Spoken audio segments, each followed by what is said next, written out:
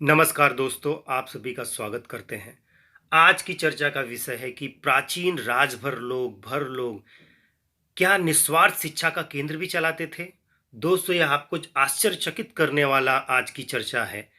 और आगे बढ़ते हैं और देखते हैं कि क्या बताया गया है। यह डिस्क्लेमर है दोस्तों। दोस्तों, आपने कई समूहों और समाज को ये कहते हुए सुना होगा कि उनके प्राचीन पूर्वज महान योद्धा थे। उन्होंने कई युद्ध लड़ा है, एक से बढ़कर एक युद्ध लड़ा है। और उनके कई कहानियां, कई किस्से आपने जरूर सुना होगा, युद्ध से जुड़ा हुआ या राज पाठ से जुड़ा हुआ या राज का संचालन कैसे करना है उससे जुड़ा हुआ। लेकिन कभी किसी योद्धा समाज के बारे में यह नहीं सुना होगा आपने कि प्राचीन काल में उन्होंने गुरुकुल की स्थापना की हो या वो गुरुकुल की स्थापना करते थे। या बहुत कम ही सुना होगा आपने कि वह शिक्षा का केंद्र भी चलाते थे, निस्वार्थ शिक्षा की व्यवस्था भी करते थे। वह शिक्षकों और विद्यार्थियों के रुकने की और रहने की व्यवस्था भी करते थे। उनके भोजन, पानी, वस्त्र और उनके लिए छत, कमरे की भी व्यवस्था करते थे। रहने पीने, खाने पीने की व्यवस्था करते थे। वह कुलपति के रूप में कार्य करते थे।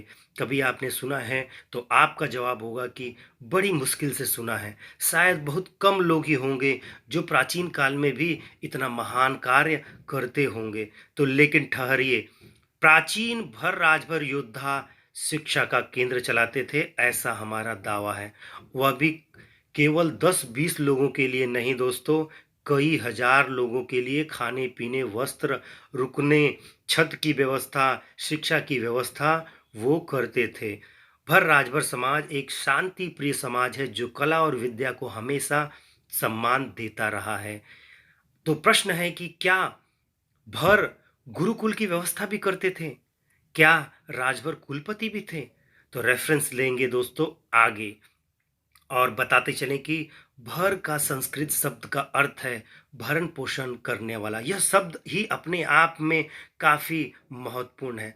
आज के रेफरेंस में हम पढ़ेंगे माननीय श्री अमृतलाल नागर जी के लेख। कोई अच्छे सम्मानित इतिहासकार हैं और इन्होंने बताया है राजभरों के बारे में।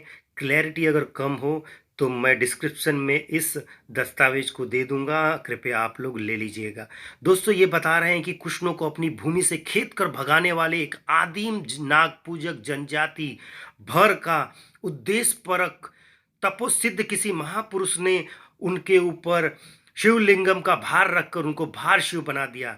एक महान जनजाति थी प्राचीन काल में जिन्हें भर कहा जाता था, राजभर कहा जाता था। और एक महापुरुष ने उन्हें उनके ऊपर शिवलिंगम का भार देकर उन्हें भार शिव बना दिया, जिन्होंने अवध में भरों ने एक छत्र राज किया है प्राचीन काल में। यह देखिए लिखा है कि भरों ने अवध में एक छत्र राज किया है। उसके बाद वो क्या कहते हैं? कहते हैं कि महाभारत के अनुसार पुराने भारत में कुलपति कह बनकर कुलपति होकर कहलाते थे, वह कुलपति कहलाते थे और 10,000 विद्यार्थियों का भरण पोषण करते थे। एक दो नहीं, 10,000। और उसके साथ सोचिए, अगर 10,000 विद्यार्थी होंगे तो कितने शिक्षक होंगे, यह अनुमान लगाइए। शिक्षा का व्यवस्था करने लगे तो कितना महान परंपरा को फॉलो करता रहा है। तो इससे सिद्ध होता है कि भर राजभर कुलपति भी थे, वह शिक्षा की व्यवस्था भी करते थे, निस्वार्थ शिक्षा की व्यवस्था करते थे, गुरुकुल की स्थापना करते थे, शिक्षा का केंद्र चलाते थे, शिक्षकों और विद्यार्थियों के रुकने की व्यवस्था करते थे, कई हजार लोगों के खाने पीने की व्यवस्था भी करते थे। इसके अलावा यह भर कौन थे, राजभर कौन थे और यह भारशिव लोग कौन थे, यह जानना है तो आप हमारा पुराना वीडियो को भी देख सकते हैं, जिसमें काफ़ी कुछ एक्सप्लेन किया गया है। जानकारी अच्छी लगी तो ज़्यादा से ज़्यादा शेयर करें। धन्यवाद।